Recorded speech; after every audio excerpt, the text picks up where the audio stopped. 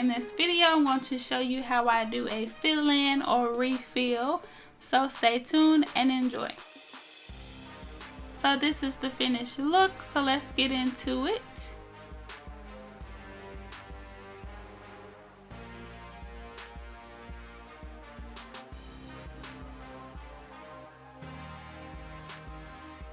So she had cover paint on her nails already, and now I'm just shortening them to the length that she wants, and I'm going in with this drill bit to kind of thin out the acrylic.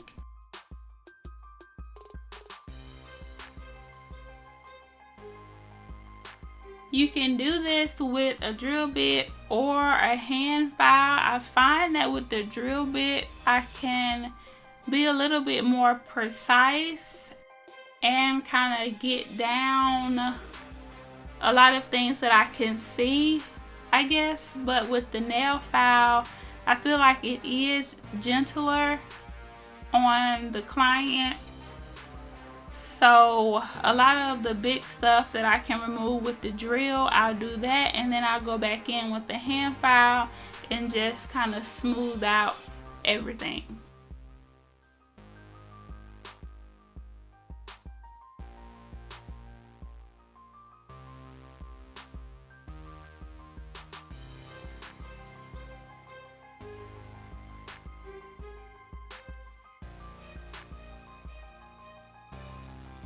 Make sure that you are subscribed to my channel, and make sure that you join my Facebook group.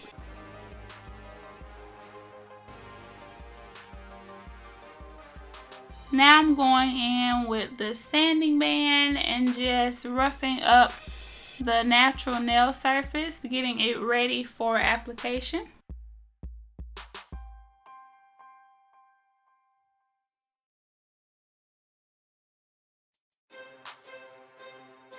And like I said, you want to be really gentle when you're doing this. Sometimes the client can be a little sensitive, or you can be a little rough, or it's a lot of different things that can happen. So you want to make sure that you're trying to be as gentle as possible. Also, the angle that you hold it at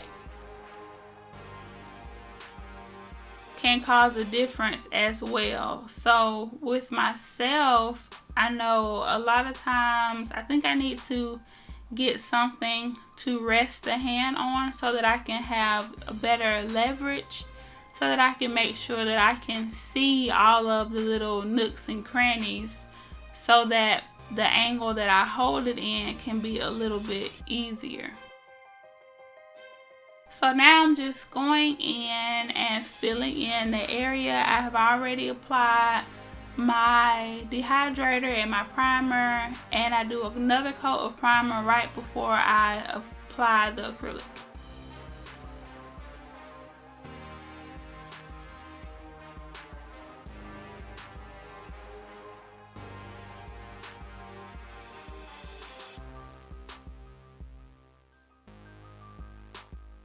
So I apply the coat of primer and then just go in with that Itz Secret.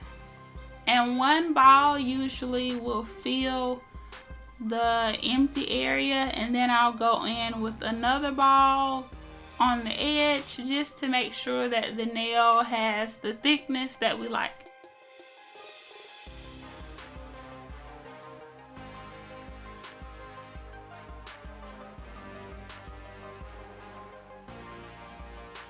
The first time she got the Itz Secret alone, and this time we went in with some beautiful glitter on top.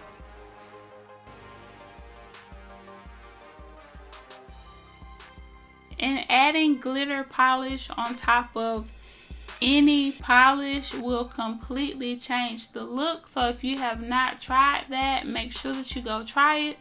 The glitter polishes that I like to use are like less than $1. You can find them at Walmart or the beauty supply store or Dollar General.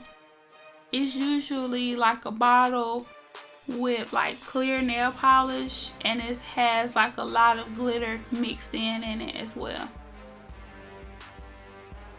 The only thing with applying glitter polishes is if you don't like your nail surface to be kind of rough, you want to make sure that you go in with a couple of layers of clear top coat so that that rough glittery feel will kind of be covered up.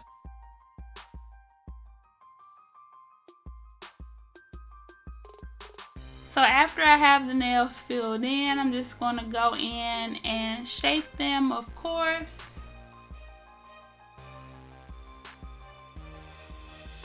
And I'm going to check to make sure that they are the same length on both hands.